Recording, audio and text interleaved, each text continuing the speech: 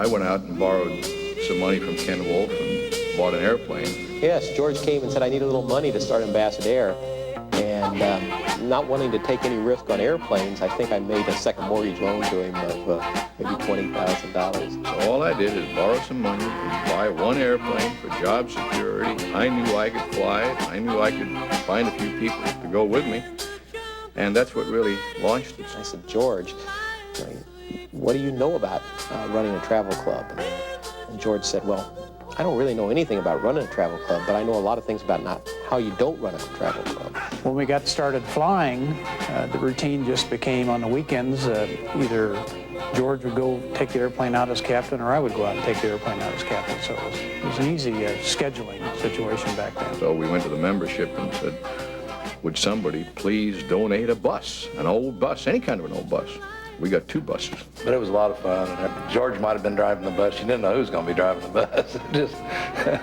In order to determine how many people were booked on a flight, we typed their name on a list. And we started every trip with a list that had, back then the aircraft held 173 seats, so we had a list of paper that had 173 slots on it. He's a great pilot, and we knew we were safe as all get out, any place we wanted to go.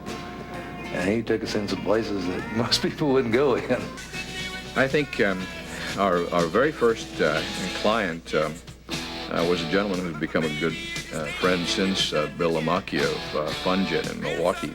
And I think he'd watched us as a travel club, and so he talked to us for quite some time and said, why don't you carry some of my customers? And the moment we got our charter certificate, he was knocking on our door and said, George, now will you come fly out of Milwaukee? And we did. And that's a relationship that's carried us in good stead all these years.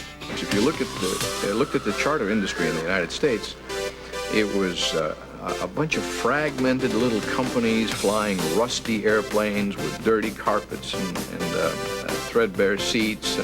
Charters had a reputation of being unreliable, planes in disarray. American Transair would show up with an airplane that was clean. What we did that was different was we provided the service that we promised people we were going to provide. The chief executive of another charter airline told me, never bring your airplanes around here again because you're so much better than us. Make us look bad. And to me, that was the highest compliment I was paid.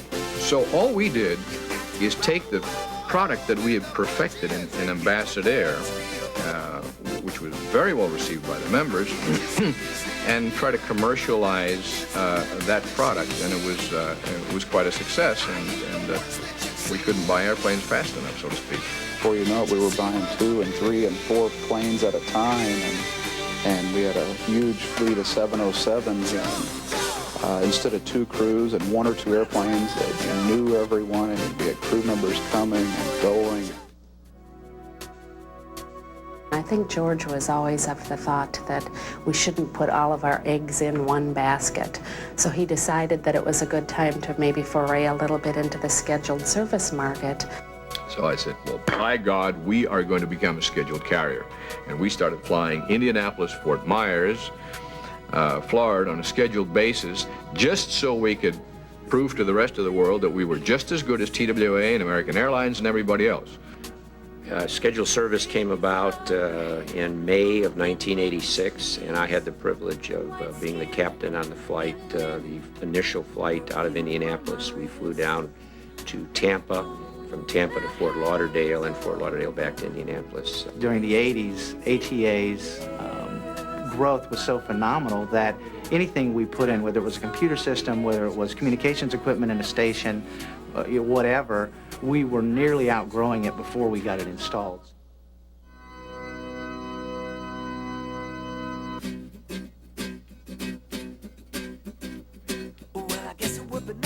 We also do a lot of flights for the U.S. military. I'd say probably our largest wholesale tour operator really is the U.S. military. During Desert Shield and Desert Storm, ATA was the largest single passenger carrier that operated to and from the desert.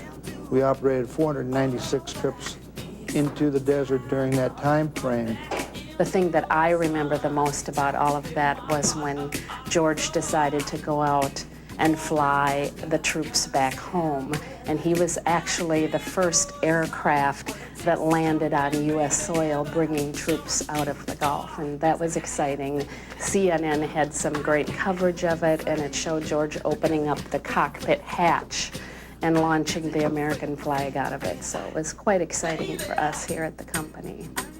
As was pointed out, while the total size of American Transair is relatively modest compared to some other airlines, you flew 496 sorties, contributed roughly 20% of all the troops that were taken in there.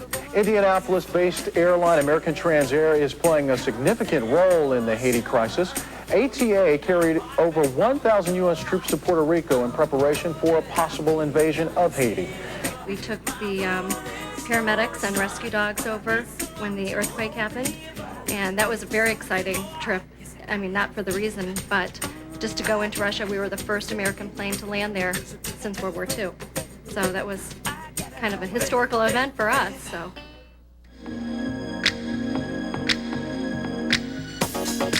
Strike the pose.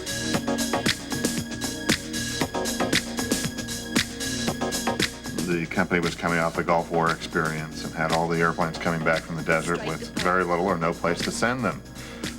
So we had to expand fairly rapidly some of our tour operator relationships. And so thanks everybody for getting us here. Happy 25th ATA.